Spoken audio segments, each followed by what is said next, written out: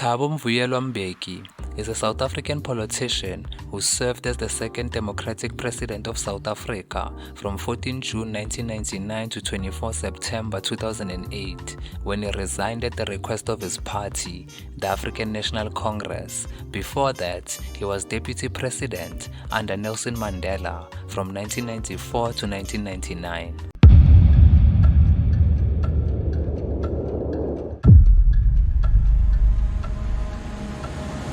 Mbeki was born on 18 June 1942 in Mbuweleni, a small village in the former homeland of Transkei, now part of the Eastern Cape.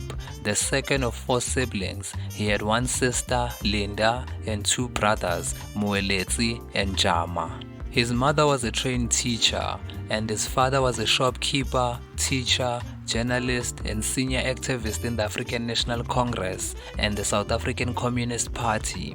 Both his parents came from educated, Christian, land-owning families, and Thabo Mbeki's grandfather was Sikelewu Mbeki, a colonially appointed headman.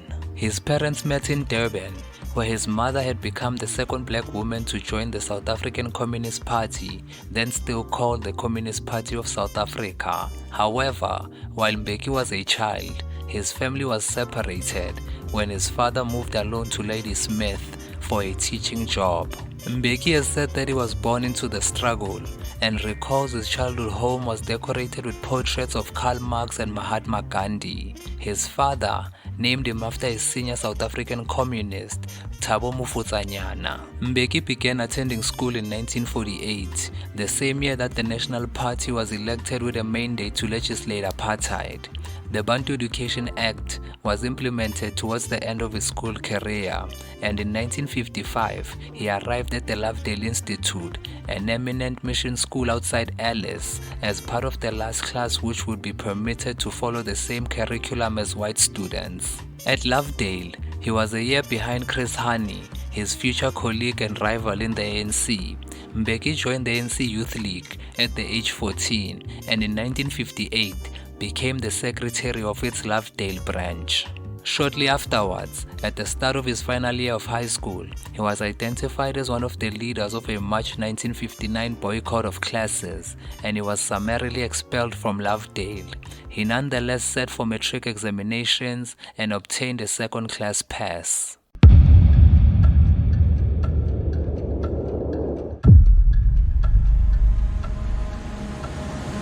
In June 1960, Mbeki moved to Johannesburg, where he lived in the home of ANC Secretary General Duma Nokwe, and where he intended to sit for A-level examinations. The ANC had recently been banned in the aftermath of the Sharpeville massacre, but Mbeki remained highly politically active, becoming National Secretary of the African Students Association, a new and short-lived youth movement envisioned as replacing the now illegal ANC Youth League. It was also during this period that Nokwe recruited Mbeki into the SACP. Thus, the ANC instructed him to join the growing cohort of cadres who were leaving South Africa to evade police attention, receive training, and establish the overt ANC structures that were now illegal inside the country. Mbeki was detained twice by the police while attempting to leave the country, first in Rustenburg, when the group he was traveling with failed to pass themselves off as a touring football team, and then in Rhodesia. He arrived at the ANC's new headquarters in Tanzania in November 1962 and left shortly afterwards for England. While at Sussex, Mbeki was involved in ANC work and in broader organizing for the English anti-apartheid movement. Months after his arrival, his father was arrested during a security branch raid at Lily's Leaf Farm in July 1963. During the ensuing Rivonia trial, Mbeki appeared before the United Nations Special Committee on Apartheid and later led a student march from Brighton to London. At the conclusion of the trial, his father and 7 other ANC leaders, among them Nelson Mandela and Walter Sisulu, were sentenced to life imprisonment. Mbeki completed his bachelor's degree in economics in May 1965, but, at the request of O.R. Tambo, enrolled for a master's in economics and development instead of returning to Africa to join Umkhonto weSizwe, the ANC's armed wing. His master's dissertation was in economic geography. In addition to this and his political organizing, he developed a deep fondness for Shakespeare and blues music. After completing his master's in October 1966, he moved to London to work full-time for the propaganda section of the ANC's English headquarters. He remained active in the SACP, which was very closely allied to the ANC, and in 1967, he was appointed to the editorial board of its official magazine, The African Communist. Throughout his time in England, Mbeki was the ward of O.R. Tambo and his wife. In the absence of his parents, it was O.R. Tambo's wife and senior communist, Michael Hamel, who attended Mbeki's graduation ceremony in 1965. O.R. Tambo later became the ANC's longest-serving president, and he acted as Mbeki's political mentor and patron until his death in 1993. Other friends Mbeki made in England, including Ronnie Casrills and brothers Esop Pahad and Aziz Pahad, were also among his key political allies in his later career.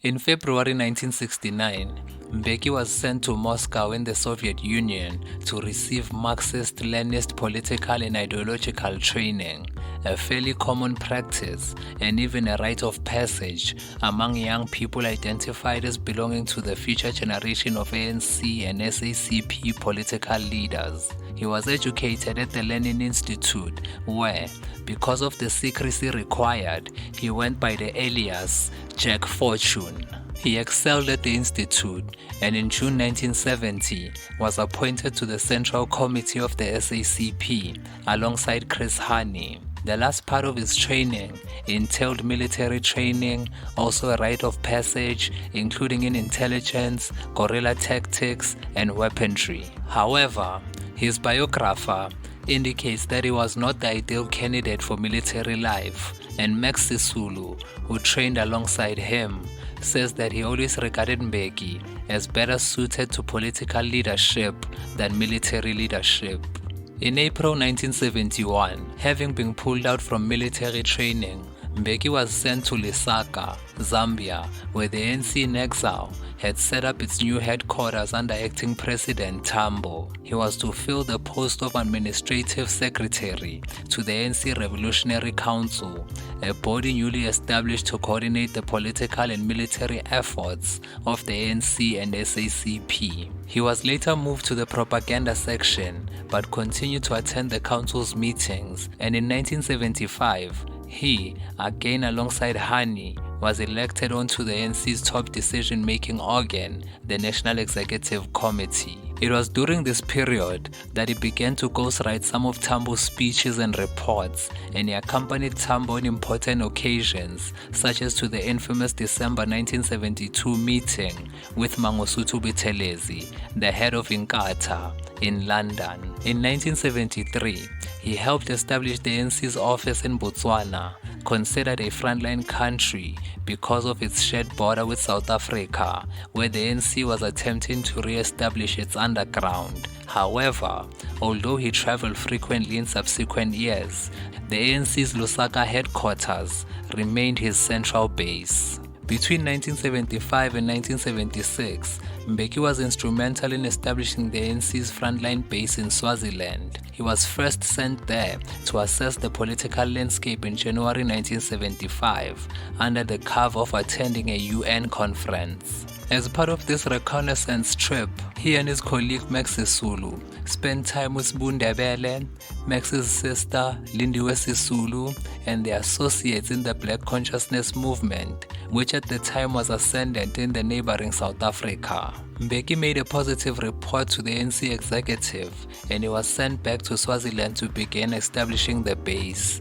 In Swaziland, he lived at Stanley Mbizela's family home in Manzini. Working with Albert Dlomo, Mbeki was responsible for helping to re-establish underground ANC networks in the South African provinces of Natal and Transvaal, which shared a border with Swaziland. His counterpart inside South Africa was MK operative Jacob Zuma, who ran the Natal underground. Mbeki was also responsible for recruiting new MK operatives, for liaising with South African student and labor activists, and for liaising with Inkatha, which was becoming dominant in Natal. However, another part of his duties was to act as the ANC's official representative in the country and to maintain good diplomatic relations with the Swazi government. In March 1976, the government discovered that Mbeki was involved in military activity inside Swaziland, and he and Dhlomo, as well as Zuma, who was in the country illegally, were detained and then deported, though they managed to negotiate their deportation to the neutral territory of Mozambique rather than South Africa. Mbeki's management of Swaziland base later became a point of contention between him and Mac Maharaj, with whom his relationship remained acrimonious decades later. In 1978, Maharaj and Mbeki argued at a top-level strategic meeting in Luanda, Angola, when Maharaj, who had been tasked with running the political underground, claimed that Mbeki's records from the Swaziland office were in fact just an empty folder.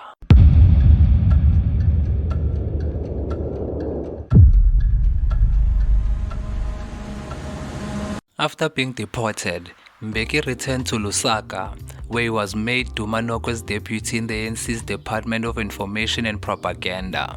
In January 1977, he was posted to Lagos, Nigeria, where he was to be, as in Swaziland, the ANC's first representative to the country. Although there was some debate about whether the appointment was a signal that he had been sidelined, Mbeki performed well in Lagos, establishing good relations with Olusegun Obasanjo's regime and establishing an ANC presence to eclipse that of its rival, Pan-Africanist Congress. When he returned to Lusaka from Lagos in 1978, he was promoted again. He replaced Noka as head of DIP and simultaneously was appointed Thambo's political secretary, an extremely influential position in which he became one of Thambo's closest advisors and confidants. He also continued to ghostwrite for Thambo, now in a formal capacity. At DIP, his approach was encapsulated by the change he made to the department's name, replacing propaganda with publicity. He stifled the secrecy of earlier years and openly gave interviews and access to American journalists to the disapproval of some hardline communists. According to various sources, he was responsible for reforming the public image of the ANC from that of a terrorist organization to that of a government in waiting. He established some of his own high-level intelligence networks, with key underground operatives reporting directly to him. These led to the initiation of relationships with many of the domestic activists, who later became his political allies. He was responsible for innovating some of the vocabulary which became emblematic of the 1980s anti-apartheid struggle, which accelerated in the aftermath of the 1976 Soweto uprising. Such phrases as mass democratic movement, people's power, and exhortation to make the country ungovernable are attributed to Mbeki and gained widespread popularity inside South Africa through Radio Freedom's broadcasts written by DIP or by Mbeki personally. Zuma has said that it was Mbeki's drafting skills which enabled his ascendancy in the ANC and ultimately to presidency. In 1980, Mbeki led the ANC's delegation to Zimbabwe, where the party hoped to establish relations with Robert Mugabe's newly elected government. This was a sensitive mission because the ANC had historically been strongly allied to the Zimbabwe African People's Union, the arch-rival of Mugabe's ZANU-PF. Working primarily through Mugabe's right-hand man, future Zimbabwean President Emmerson Mnangagwa, Mbeki negotiated an extraordinarily pleasing agreement between ZANU-PF and the ANC. The agreement allowed the ANC to open an office in Zimbabwe and to move MK weapons and cadres over Zimbabwean borders. Moreover, it committed the Zimbabwean military to assisting the ANC and the government to providing MK cadres with Zimbabwean identity documents. However, Mbeki handed the running of the Sasol-Berry office over to another ANC official, and the deal later collapsed.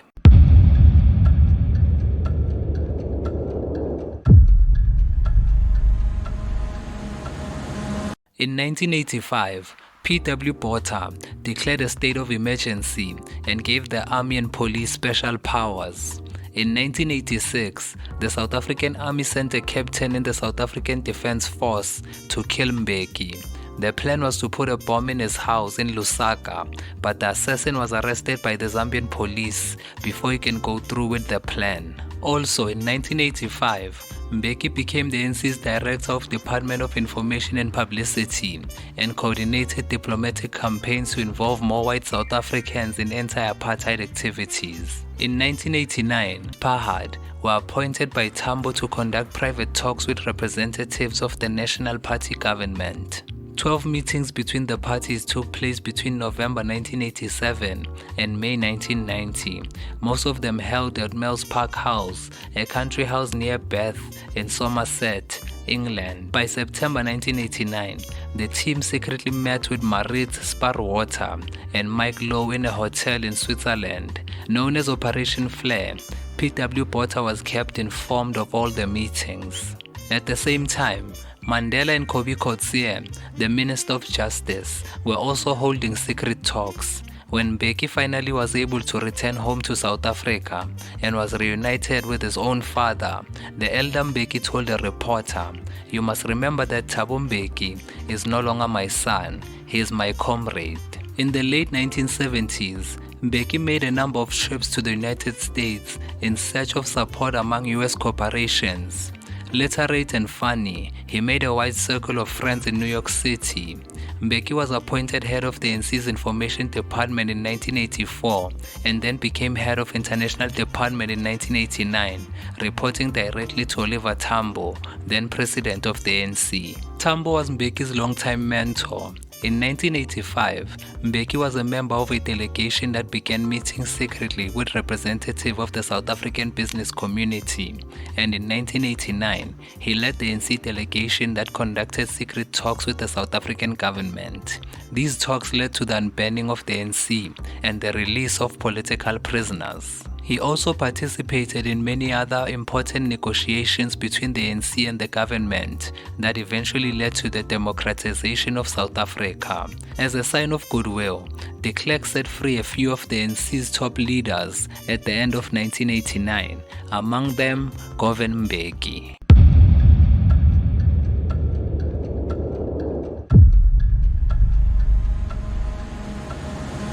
On 2 February 1990, Botha's successor as state president, F.W. de Klerk, announced that the ANC and other political organizations would be unbanned. The ANC's exiles began to return to South Africa. The ANC had to implement a significant internal reorganization, absorbing into its official exile bodies the domestic ANC underground, released political prisoners, and other activists from the trade unions and the United Democratic Front. It also had an aging leadership, meaning that a new generation of leaders had to be prepared for succession. In the late 1980s and early 1990s, Mbeki's key role in the early negotiations made him a likely contender for top leadership position in the party and was even considered to be in line for the ANC presidency. However, at the ANC's 48th National Conference in July 1991, its first national elective conference since 1960,